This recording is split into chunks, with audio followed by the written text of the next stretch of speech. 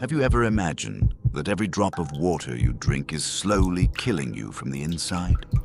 It sounds like something straight out of a horror film, but this is the story of 50 million Romans, the mightiest citizens of the ancient world, who unwittingly turned their water pipes into poisoned arrows aimed directly at their hearts. Close your eyes and picture this. Crystal clear streams of water babbling through the capital of the empire, bringing life to laughing children and silver-haired elders alike. Yet beneath that refreshing flow lurked an invisible enemy-led toxin that seeped into every cell, ravaging nerves and draining vitality. Have you ever wondered why such a great empire as Rome would weaken not by foreign armies, but by the very aqueducts it built? Join me as we trace the strange journey from symbols of prosperity, the majestic stone arches, to the shadowy depths of a mysterious illness, where the insidious poison of lead brooked no mercy. And when the Roman story ends, we modern people must also face a bitter lesson. The tragedy of lead has never truly disappeared. An alarm bell is ringing for our technology and water safety policies, and if we fail to heed it in time, history will repeat itself. Come with me into the poisoned reign of the Talons, where we not only recount the past, but also shine a light on our own future. Imagine your eyes lifting to the soaring arches of an aqueduct against a blinding blue sky, like ribbons of stone carrying water from distant mountains to the city's beating heart. The Romans, obsessed with conquering nature, had Vitruvius's words chiseled into the very masonry. Water is the greatest of all gifts. We must channel and guard it as a treasure. By that careful, unwavering vision, they built thousands of kilometers of aqueducts, not merely feats of engineering, but enduring symbols of power and plenty. Yet inside those grand monuments lay a secret few suspected.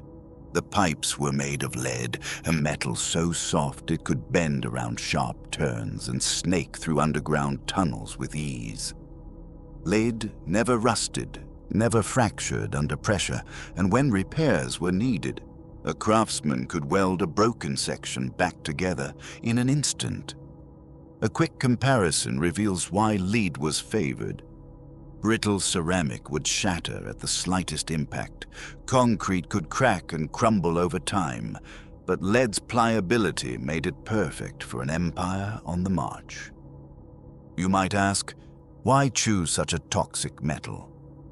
The answer lies in the Roman mindset. They saw lead as a silent ally, guaranteeing pure water from source to fountain. No one stopped to consider the tiny flecks of lead dissolving into each life-sustaining drop, creeping cell by cell to gnaw away at human strength. In that moment, beneath Rome's shimmering facade, we realize even the greatest technical genius can spawn tragedy when ambition and hubris drown out quiet warnings. And so begins our journey into the realm of the invisible toxin. The first droplets of lead seeping into Roman bodies made no sound and sparked no flames. They quietly attacked nervous systems, draining life bit by bit. You can almost feel it in the weary eyes of a once stalwart soldier whose hands now tremble uncontrollably. The seizures, the crushing headaches, the urge to collapse on a cold stone floor. Mothers clutching convulsing infants who can't even swallow a piece of bread, powerless to explain what's happening to their child. The rasping breaths of the elderly, the vacant stare of those who have lost their vigor, lines of pale figures shuffling into infirmaries. Together they paint a grim portrait of an empire in decline. But it wasn't only clinical symptoms that told the story. Clues lay buried in layers of Roman graves. Archaeologists meticulously collected hair, skulls, and teeth from hundreds of skeletons and analyzed them with modern ICP-MS spectrometers. The results were staggering. Lead levels in Roman bones soared tens of times above today's safety thresholds.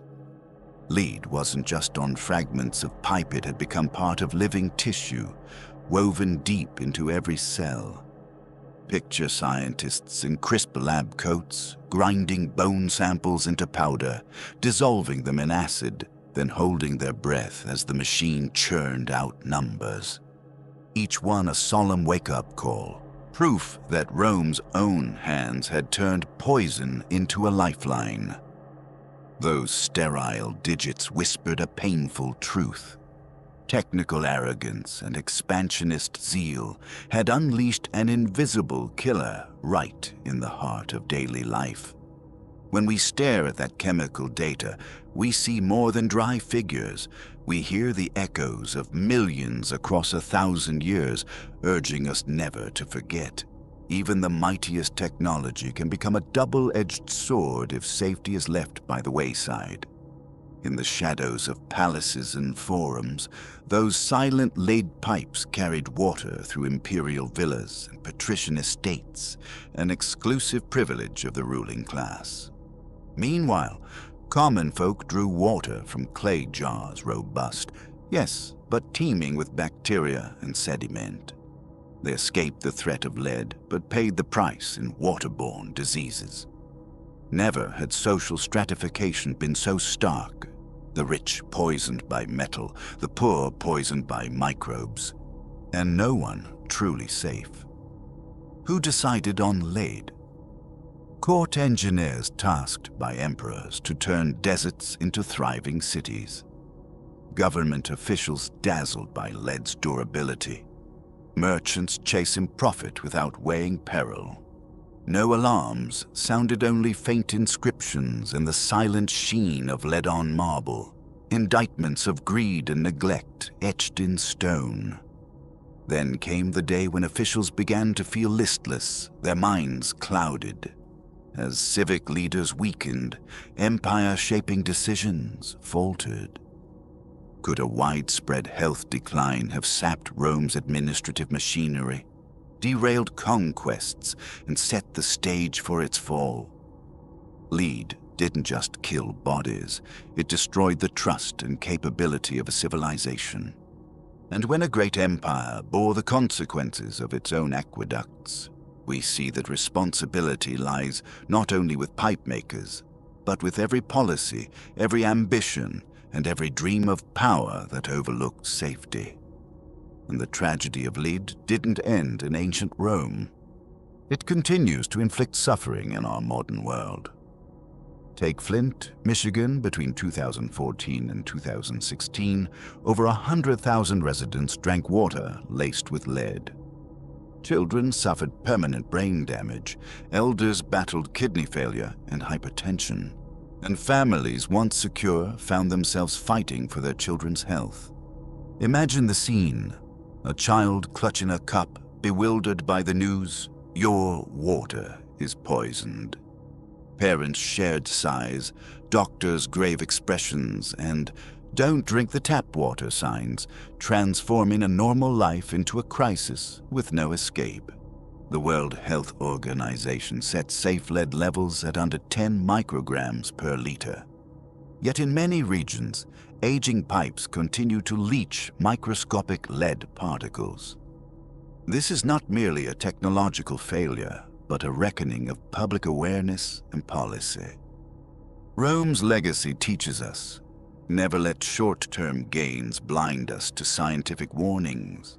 Replacing old infrastructure, rigorously monitoring water quality, and prioritizing public health are not optional. They are urgent imperatives.